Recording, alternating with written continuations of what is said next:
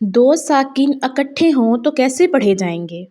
أعوذ بالله من الشيطان الرجيم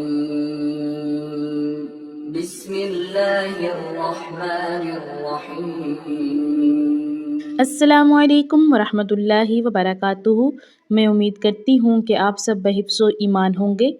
मेरी दुआ है कि अल्लाह ताला आप पर अपना ख़ास करम अता फ़रमाए। बिस्मिल्लाहिर्रहमानिर्रहीम।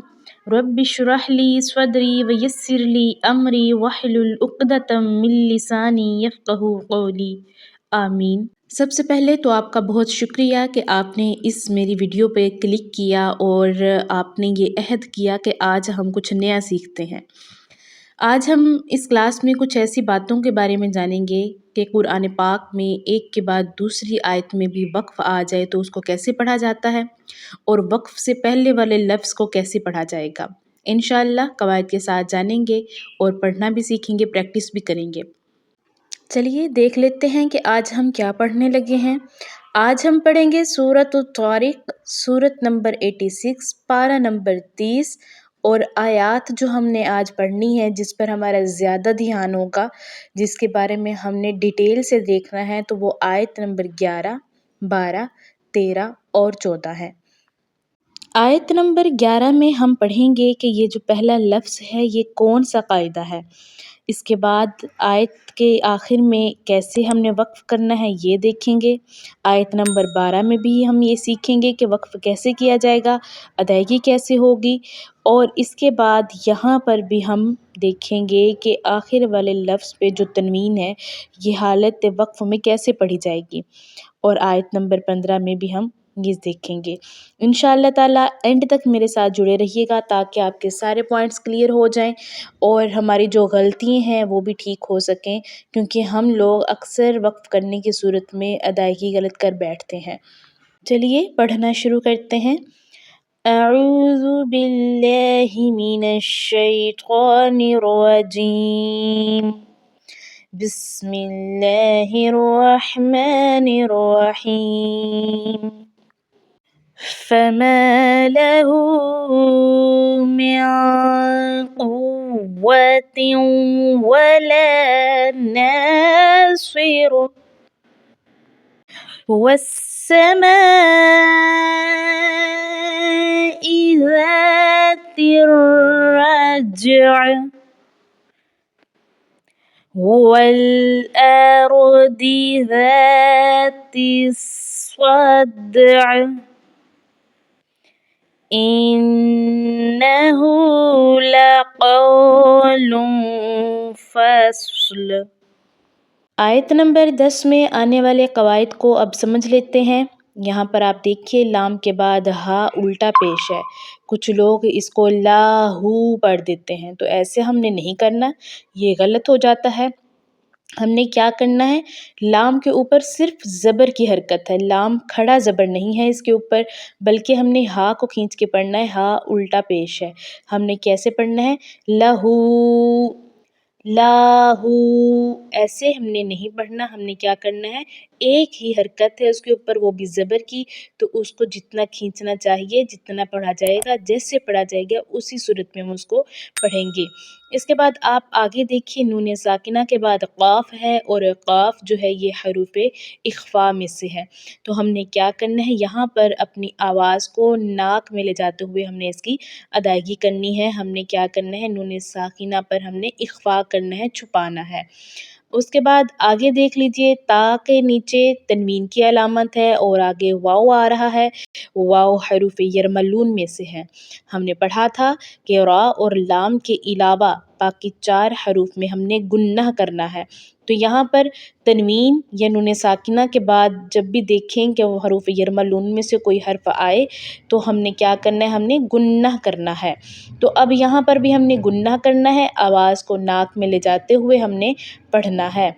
और उसके बाद नून ज़बर अलिफ ना, ठीक है, हमने एक अलिफ के बराबर खींचना है, नासिर नहीं बस करना, नासिर, ठीक है, ऐसे पढ़ना है। आगे वक्फ़े मुतलिक है, हमने रुक जाना है, यहाँ पर रुकना बेहतर है। ये इस आयत को आप भी मेरे साथ दोहरा लीजिए। फमा लहू मिन قوة ولا ناصر. ہم نے کیا کیا؟ میاں اخفا کیا ہے یہاں پر ہم نے، اور اس کے بعد آگے آپ دیکھیے حروف یرملون پہ ہم نے گننا کیسے کرنا ہے. تیوں تیوں آواز کیا ہے؟ ناک میں جائے گی. اور اس کے بعد ہم نے واؤ کو واؤ کی حرکت کے ساتھ بھی ہم نے پڑھنا ہے، ہونٹ گلائی میں جائیں گے ہمارے. قوتیوں. قاف کے بعد والے واؤ کے اوپر بھی ہم نے کیا کرنا ہے؟ سختی کرنی ہے، اس لیے کہ اس پر بھی تشدید آ چکی ہے. آیت نمبر 10 کو آپ دیکھ لیجئے. والسماء. اب یہاں پر کیا ہے؟ واو کو سین کے ساتھ ملانا ہے. سین مشدد لفظ ہے اور سین پر سختی بھی آئے گی اور آواز بھی باریک ہوگی اور سیٹی والی آواز ہوگی، جبکہ یہ جو قاعدہ ہے، یہ جو پورا لفظ ہے، یہ مد متصل ہے کیونکہ حمزہ اسی کلمے میں آ رہا ہے. ہم نے اس کے قواعد پڑھے تھے. آپ نے اگر وہ لیکچر نہیں دیکھا تو آپ پلیز اس لیکچر کو دیکھیے تاکہ آپ کو مد متصل اور مد منفصل کے بارے میں بھی سمجھ آ سکے.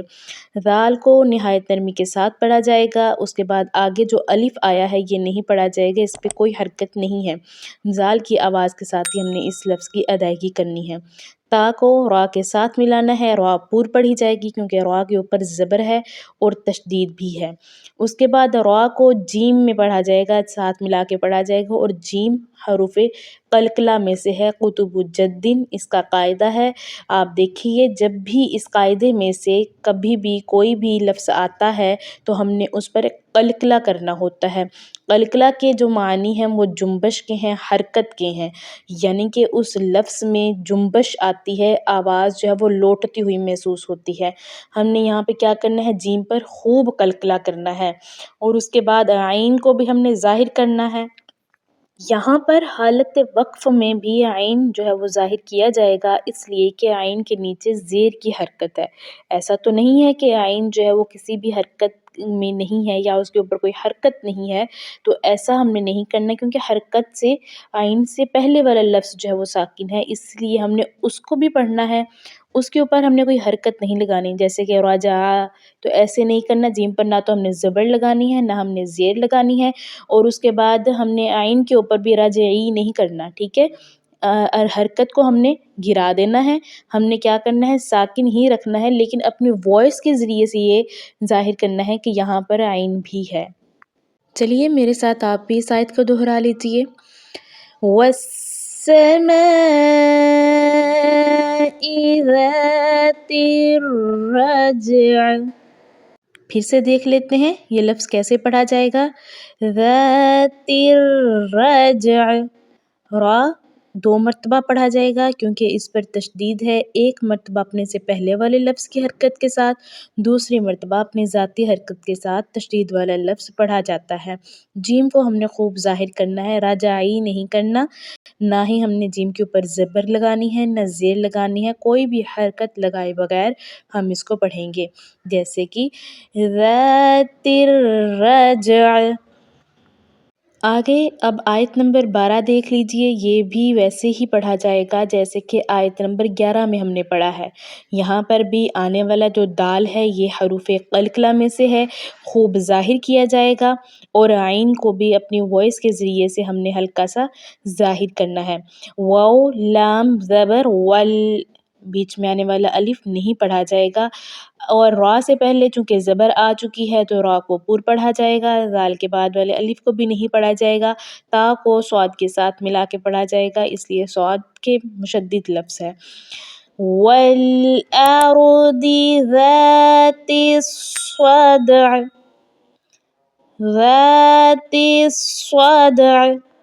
إنه لقول فصل. یہاں پر نون تشدید ہے اور اس پر گنہ بھی ہوگا، سختی بھی ہوگی۔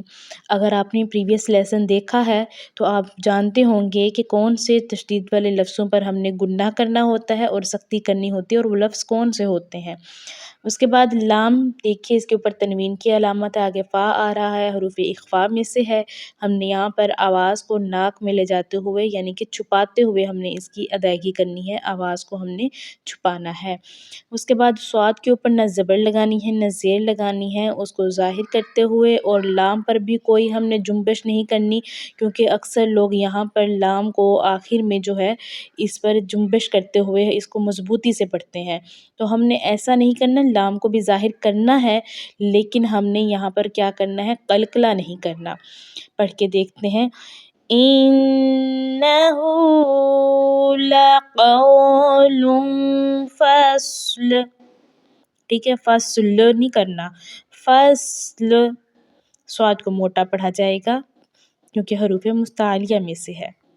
آگے پڑھتے ہیں آیت نمبر 14، وَمَا هُوَ بِالْهَزْلِ۔ اب یہاں پر آپ دیکھیے زا کو ہم نے کیا کرنا ہے، مضبوطی سے پڑھنا ہے۔ زا جو ہے نا اس پر بھی سختی کی آواز آتی ہے، مضبوطی کے ساتھ یہ پڑھا جاتا ہے، زا زا، اس طرح سے۔ اور ہم نے ہوا نہیں کرنا، ہوا بس پڑھنا ہے کیونکہ واؤ کو ایک حرکت کے برابر، زبر کی حرکت کے برابر پڑھا جائے گا۔ وقف کریں گے کیونکہ یہاں پر بھی تو آ چکا ہے، وقف مطلق۔ وَمَا هُوَ بِالْهَزْلِ، اس کے بعد آگے دیکھیے، إِنَّهُمْ يَكِيدُونَ كَيْدًا۔ حالت وقف میں ایک حرکت گر جاتی ہے تنوین کی، اور ہم نے کیا کرنا ہے، کئی دن نہیں پڑھنا، کئی دا پڑھنا ہے۔ نون پر ہم نے سختی کرنی ہے، تشدید والا لفظ ہے۔ إِنَّهُمْ يَكِيدُونَ كَيْدًا۔ اب نیچے آ جائیے، آیت نمبر 17 کو آپ دیکھ لیجئے، یہاں پر ہا ہے، ہا کے نیچے زیر کی حرکت ہے، تو اب ہم نے اس کو تشدید والا لفظ بھی ہے یہ، تو اب ہم نے اس کو کیسے پڑھنا ہے، کیونکہ اس کی ادائیگی میں مشکل پیش آتی ہے، ہا کی ادائیگی صحیح نہیں ہو پاتی۔ اس لفظ کو پڑھنا سیکھتے ہیں، فَمَهِّلِ الْكَافِرِينَ، مہ یہ ہم نے وائس جو ہے نا رکھنی ہے، اس کے بعد ہا کو اس کے اپنے ذاتی حرکت کے ساتھ بھی پڑھا جائے گا، فَمَهِّلِ الْكَافِرِينَ، ٹھیک ہو گیا۔ ہم نے لام کو لام کے ساتھ ملانا ہے، بیچ میں آنے والا الف نہیں پڑھا جائے گا۔ فَمَهِّلِ الْكَافِرِينَ أَمْهِلْهُمْ